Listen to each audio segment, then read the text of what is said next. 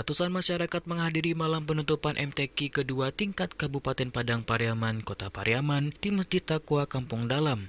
Sebanyak 40 orang mendapatkan hadiah umroh terdiri dari 14 orang kafilah beserta 14 guru pendamping, kemudian ditambah 10 orang dewan juri dan 2 orang panitia yang akan berangkat.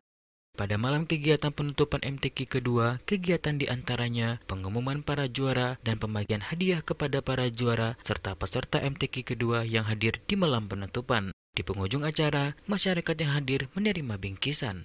Pembina Yayasan Arizal Aziz menyebutkan acara ini bisa menginspirasi generasi muda agar lebih mengutamakan Al-Quran dalam kehidupan di kesehariannya.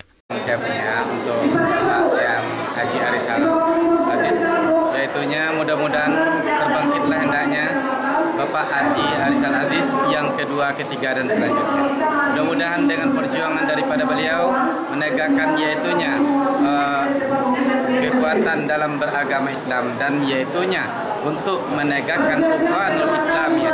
Mudah-mudahan agar itunya Kabupaten Padang Pariaman mendapatkan negeri yang thayyibah, negeri yang amanah, mendapatkan hidayah dari Allah Subhanahu wa taala.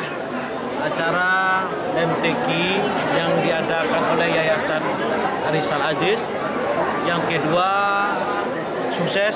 Untuk kedepannya kami akan mengadakan MTQ yang ketiga.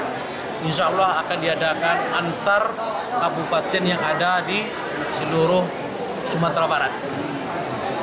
Dari Kabupaten Padang Pariaman, Tim Liputan Minangkabau TV melaporkan.